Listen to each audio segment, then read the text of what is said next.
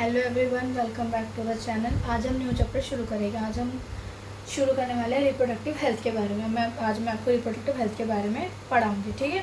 1951 में क्या था, हमारी गवर्नमेंट ने फैमिली प्लानिंग शुरू कर दी थी। ठीक है। क्या नाम रखा था? Reproductive and child health care.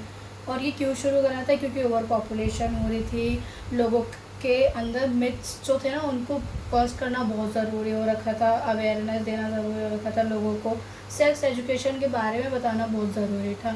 और पॉपुलेशन मेन था, पॉपुलेशन को कंट्रोल करना। ठीक है। इसके लिए हमारी इंडियन गवर्नमेंट ने क्या इनिशिएट करना शुरू करा? हमारी इंडियन गवर्नमेंट ने इनिशिएट करना शुरू करा, उसने स्लोगन बनाने शुरू कर दिया। हम दो हमारे दो, लोगों को इंसेंटिव्स देना शुरू कर दिया ताकि लोग बर्थ कंट्रोल को थोड़ा कंट्रोल कर पाएँ। और क्या बोलते हैं, एक मैरिजेबल एज बना दी कि आप इस एज के बाद ही शादी कर पाओगे। ठीक है। चलो जब तक हम इतना लिखते हैं फिर आगे का पढ़ाती हूँ। सबसे पहले चैप्टर का नाम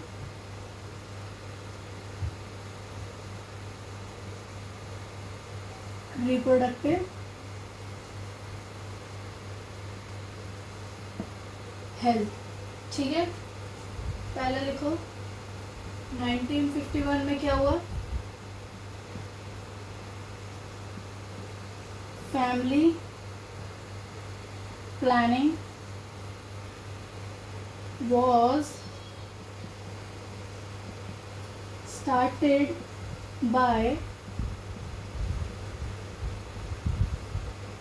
Indian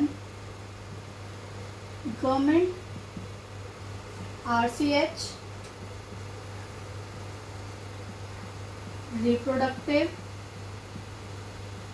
and child health care। ठीक है। अब लिखते हैं why do we need this. Why do we need this. ठीक है। पहला पॉइंट लिखो, over population. Second point, myth busters. Third point, awareness.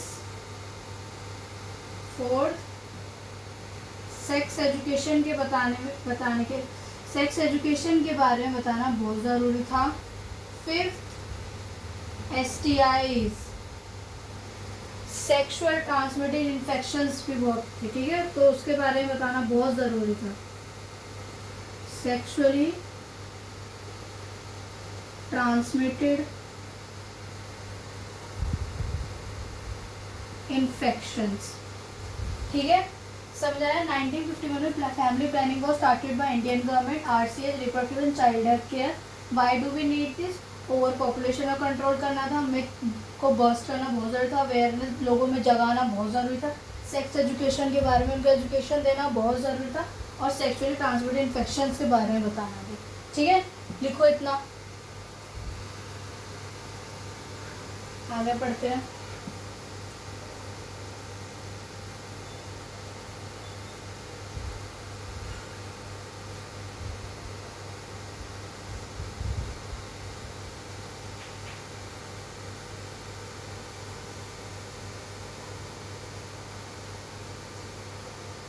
अब पढ़ते हैं हमारी सेंसस रिपोर्ट क्या कहती है। हमारी जो सेंसस रिपोर्ट है वो हमें बताती है कि 1947 में जो पॉपुलेशन थी वो थी 55 मिलियन। कितनी थी? 55 मिलियन। ठीक है। 2000 में कितनी हो गई? 1 बिलियन, ऑलमोस्ट डबल। और 2011 में कितनी हो गई? 1.2 बिलियन। इतनी तेजी से पॉपुलेशन बढ़ती जा रही थी। तो हमारी गवर्नमेंट जो थी उसने क्या इनिशिएट शुरू करा? देखो,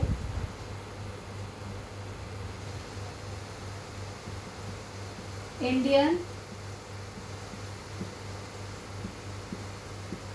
गवर्नमेंट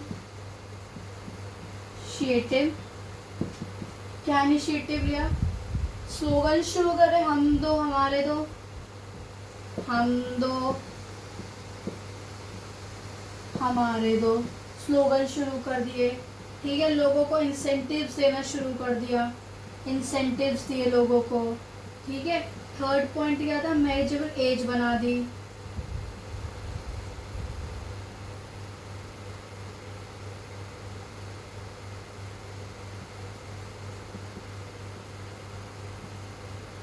मैरिजेबल एज बना दी कितनी, 18 ईयर्स बना दी वुमेन की और 21 ईयर्स बना दी मेन की।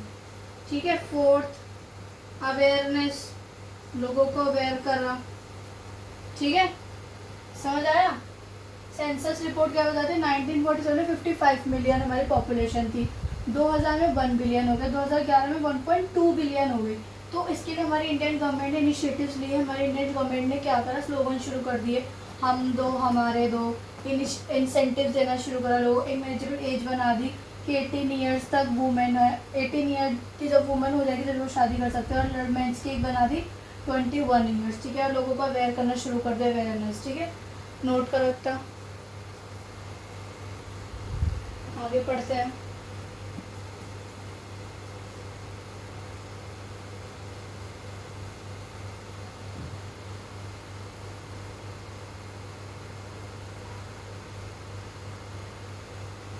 अब पढ़ते हैं अमीनो सिंथेसिस के बारे में।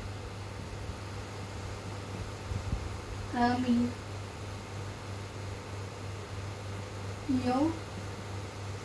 सिंथेसिस, आई होप आप सबने इसके बारे में सुना होगा, नहीं सुना होगा तो मैं बताती हूँ। ये फेवरेबल टाइम होता है 14 to 16 वीक ऑफ प्रेगनेंसी, जिसमें हम क्या कर सकते हैं, जेनेटिक डिसऑर्डर्स को डिटेक्ट कर सकते हैं। ठीक है, लिखो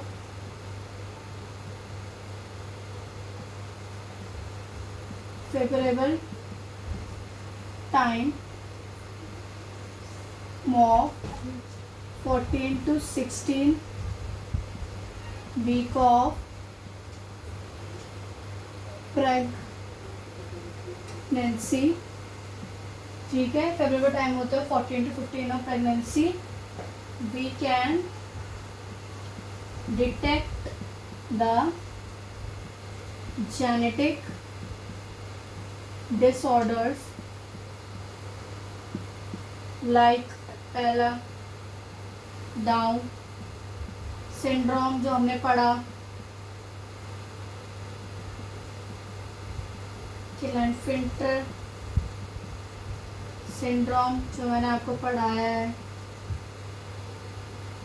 थर्ड है पटाउ, फोर्थ है एडवर्ड, फिफ्थ है टर्नर। ठीक है, समझ आया। अमीनो सिंथेसिस क्या है, favourable time of 14 to 16 week of pregnancy, जिसमें we can detect the genetic disorder like Down syndrome, Klinefelter syndrome, Patau, Edward and Turner. ठीक है, ये होता है इसमें। और इसमें एक इम्पॉर्टेंट बात लिखो,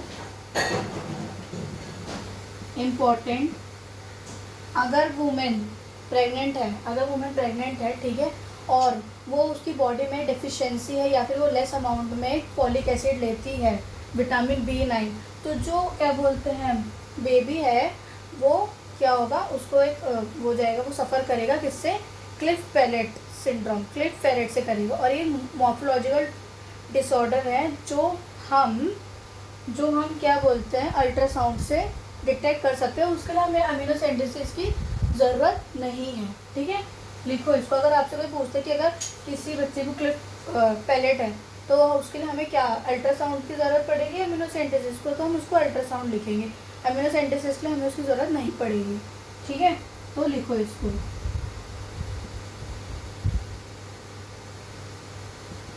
if a women is pregnant and has and take less or have deficiency of folic acid, vitamin B9, ठीक है. Then the child is suffering from, किसे सफर करता है, cleft palate, and it is a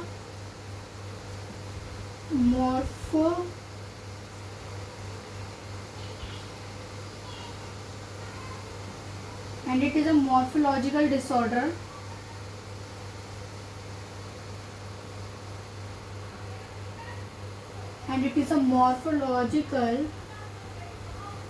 disorder we can detect it through ultrasound, not with amniocentesis. ठीक है, समझ आया. Amniocentesis favourable time होता है 14 to 16 वीक ऑफ प्रेगनेंसी, जिसमें हम डिटेक्ट कर सकते हैं जेनेटिक डिसऑर्डर को, Down syndrome, Klinefelter syndrome, Patau, Edward and Turner.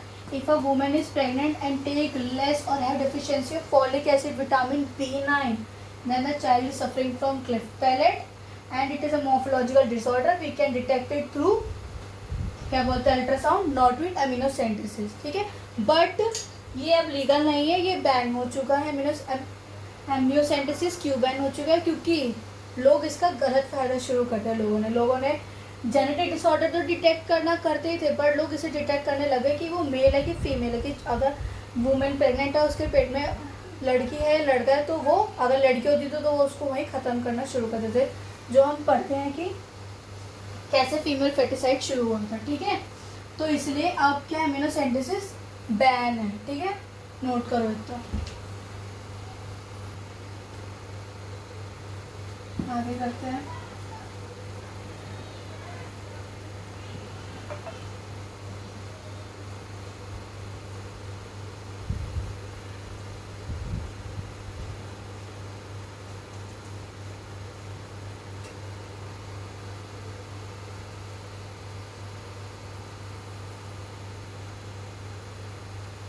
तो इन्वेसिव टेक्निक के बारे में, मतलब कि एमिनोसेंटेसिस कैसे होता है. ठीक है, तो शुरू करते हैं.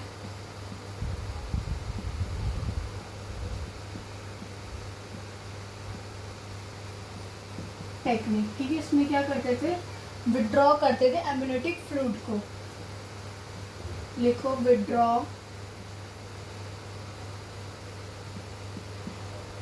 Amniotic fluid, and this amniotic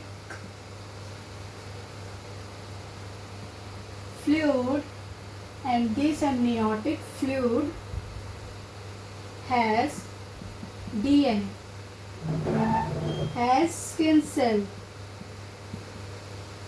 cells होती थी, and सेकेंड पॉइंट लिखो, skin cells has DNA, and with the help of DNA we detect the genetic disorder, and with the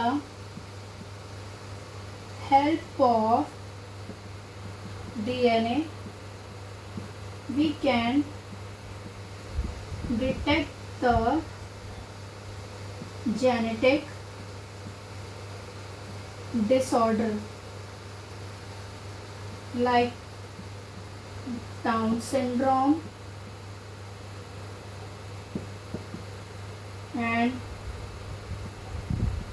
Klinefelter syndrome. ठीक है, समझ आया.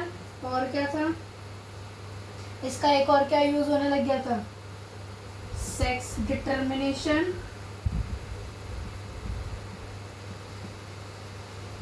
एंड फीमेल, उससे क्या हो रहा था, फीमेल फोर्टिसाइड, फीमेल फोर्टिसाइड। ठीक है, समझ आया क्या टेक्निक था। आज जो मैंने पढ़ाया, मैंने सिर्फ आपको इंट्रो दिया है थोड़ा सा रिप्रोडक्टिव हेल्थ के बारे में। आई होप आपको ये इंट्रो समझ आया हो अच्छे से। कल मैं आपको पढ़ाऊंगी बैरियर मैथ, मतलब कि कल मैं आपको contraceptive method, barrier method, natural method, इन सब के बारे में पढ़ाने वाली हूँ, बर्थ कंट्रोल के बारे में। ठीक है, आज सिर्फ इंट्रो था, आप इस इंट्रो को अच्छे से पढ़ोगे आपको समझ आ जाएगा, इतना कोई टफ नहीं था। बाकी मेन चैप्टर हम कल से शुरू करें। ठीक है, thanks for watching the video, like share and subscribe my channel.